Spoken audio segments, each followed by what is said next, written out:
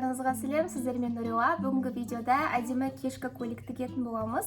2 күннен кейін менің құрбымның ұзату тойы болады, ал менің көйлегім әлі мүлдем дайын емес. Сондықтан да бүгін тігуді бастайын деп шештім. Барлық процесті бірге көресіз. Сіздерге примерно қандай модельде болатынын көрсетейін. Ең алдымен осындай фатиновый көйлек. Астында атлас болады. Үстіңгі жағы осындай вышивка. Бірақ та мен мынандай чашка тікпеймін, тек қана классический корсет түрінде атласпен тігіп шығатын боламын. Және де ұзындығы мынандай ұзын болмайды, длина не дейді, тізеден төмен түсіп тұратын. Ғана барып базардан маталарын алып келдім. Ең алғашқы мата ол осындай тафта матасы. Орысша айтқанда пыльно-розовый түсте. Видеодан көрініп тұр ма? 2 метр 4400 теңге болды. Ол фатин матасы. Бұл матадан мен 5 метр алдым. 1 метрі 800 теңге, яғни 3500 теңге болды. Көйлектің үстіндегі вышивкаға осындай дайын гүлдер таптым. 1 метрі 500 теңге, мен 3 метр алдым. Яғни маған жетеді деген ойдамын. Бізге керегі матаға сәйкес осындай молния. Корсетке арналған дублерин. Корсеттің ішінде осындай ригелин болады, яғни формасын ұстап тұру үшін. Бүтін барлық материалына 9700 теңге кетті. Ал енді жұмысты бастайық.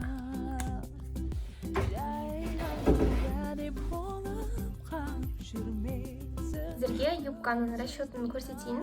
Менде обхват талии 68 см. Мен оны бір пиерға бөлемін, яғни 3-14-ге. Яғни 21-6 шықты. Юбканың ұзындығы 75 см. Матаны 2-ге бүктеп, яғни мына жақта ізгип болады.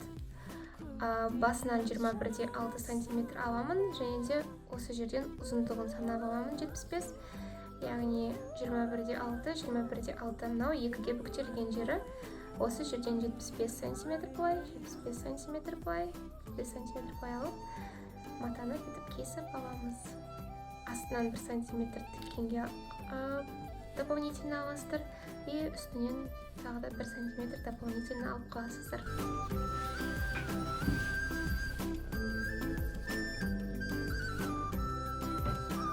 Матаны осылай мен қайырып қойдым да, мына жерден 21-6 см алдым.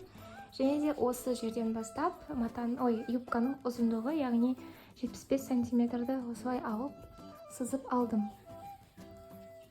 Қазір барлығын қиып шығамын.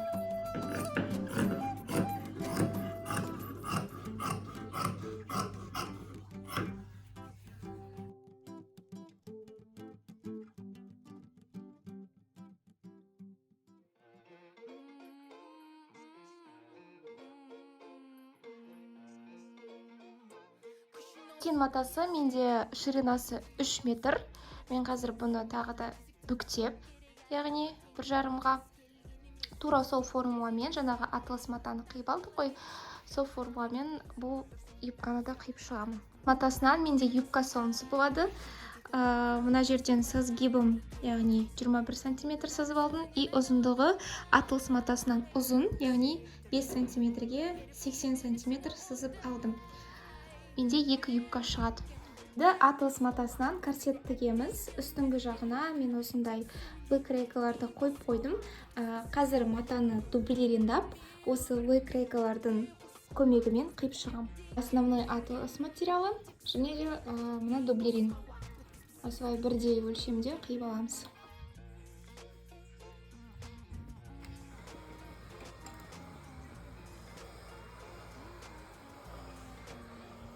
Барлық детальдарды үстіп сызып шықтым.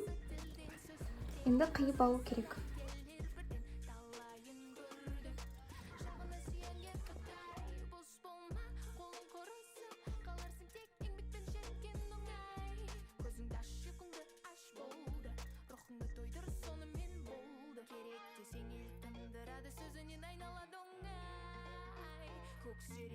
Бірінші, екінші детальді қостым. Менде осындай результат шықты, қараңыздар. Бірінші деталь, екінші деталь. Мынау юбкасы. Міне корсеттің основасын тігіп шықтым. Осындай болды.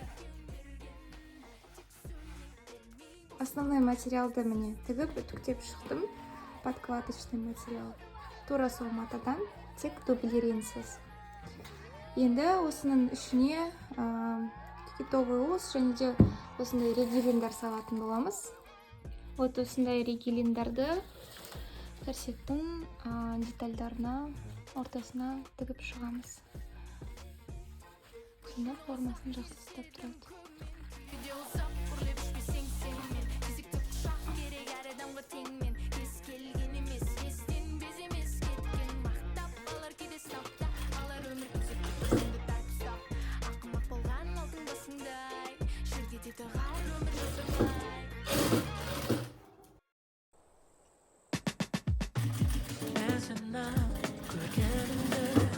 Алдыңғы жағына китовый уыз салу үшін осындай 8 мм-ден сызық тігіп шықтым.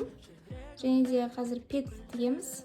Ол үшін өлшемін алып алдым. Үстінен 3 мм қалдырамыз. Және де арақашықтары 2,5 см-ден. Қазір петли сызып аламын. Под углом 45 градус міне. Ширинасы 3 см. Осыны сызып алып, қазір тігіп петли жасаймыз. Міне осындай ленталар дайын болды. Енді осыны қайырып 4 мм-ге қырынан тігіп шығамын. Міне осы 4 мм-ге тігіп алып, мынандай құрылғының көмегімен аударып шығамыз. Кейін бізде осындай петлилар дайын болады. 4 см-ге әрқайсысын қиып шығу қажет. Петлиларды айналдырып аламыз. Міне қараңыздар, осындай әдемі петли шықты. Енді екінші жағына тігіп шығамын. Кейін подкладочный материалды қосамын.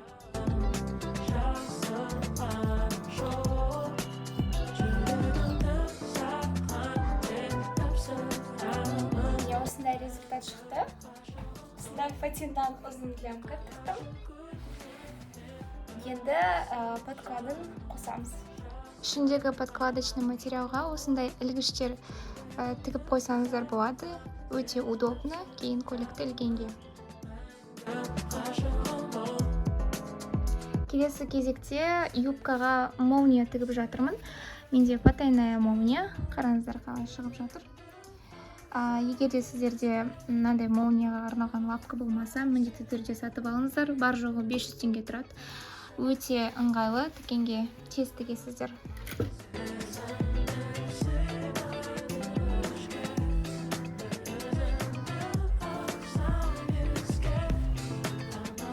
Юбкаға фатиннің бір слойын тігіп шықтым. Қараңыздар. Қазір екінші слойын тігемін, қандай болады екен.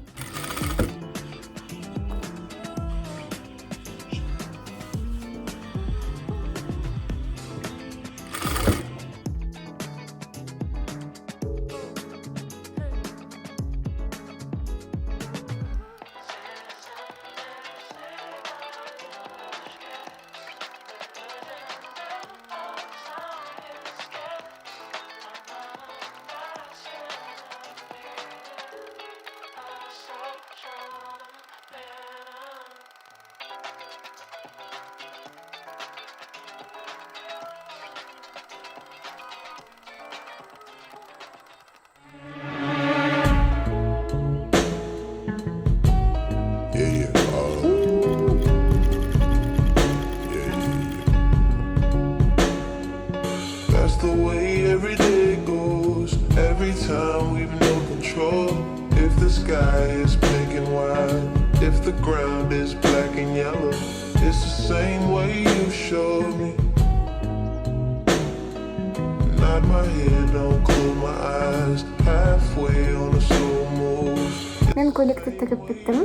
Қазір сіздерге результатын көрсетемін.